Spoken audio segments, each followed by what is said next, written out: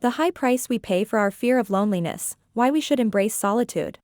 Introduction: the high price we pay for our fear of loneliness. Most of us are living in a constant state of fear.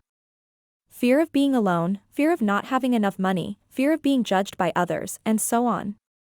We have become so used to this feeling that we don't even realize it's there anymore. The high price we pay for our fear of loneliness starts with an exploration into the origins and consequences of our fears. It then examines the ways in which our fears can be challenged and overcome by embracing the solitude that is a natural part of life. The book ends with a discussion on how to use solitude as an opportunity for growth, personal development, and creativity.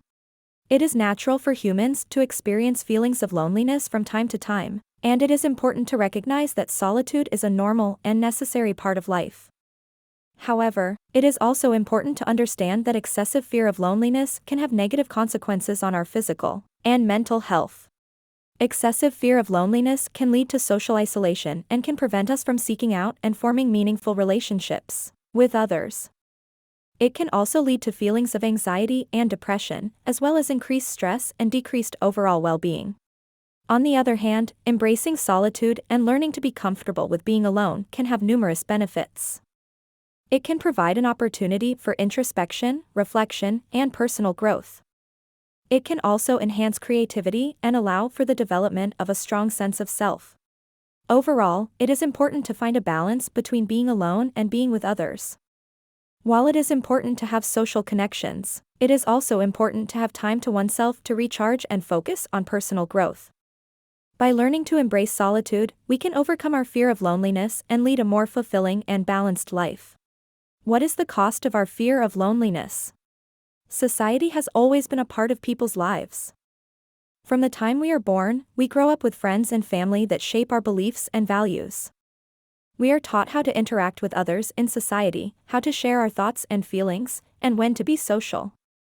However, as technology advances, this interaction has changed drastically. Today, people have more access to each other than ever before through social media platforms such as Facebook or Twitter. The problem is that people are not interacting in real life anymore, they are only interacting online. This causes loneliness because they are not being social enough with the people around them. The cost of this fear of loneliness is that it leads to an increased risk for mental health problems like depression or anxiety disorders, because people don't have anyone around them to talk about their feelings or emotions with. Loneliness is a common experience and it can have significant negative impacts on an individual's mental and physical health. Studies have shown that loneliness is associated with a range of negative outcomes, including increased risk of depression, anxiety, cardiovascular disease, and even mortality. One of the costs of loneliness is that it can lead to social isolation, which is the lack of social connections or contact with others. Social isolation can have serious consequences for an individual's well-being, as it can reduce access to social support, opportunities for meaningful activities, and a sense of belonging and purpose. Another cost of loneliness is that it can lead to decreased self-esteem and self-worth. When we feel lonely, we may feel like we are not worthy of connection or that we are somehow flawed. This can lead to negative thoughts and emotions, which can further contribute to feelings of loneliness. Overall, the fear of loneliness can have significant negative impacts on an individual's mental and physical health. It is important to recognize the signs of loneliness and take steps to address it, such as reaching out to friends and family, participating in social activities, and seeking support from a mental health professional if needed. How to deal with being alone. Being alone can be a difficult experience, and it's natural to feel lonely or isolated at times. However, there are steps you can take to help cope with being alone and reduce feelings of loneliness. Engage in activities that you enjoy, find activities that bring you joy and help you feel connected to the world around you.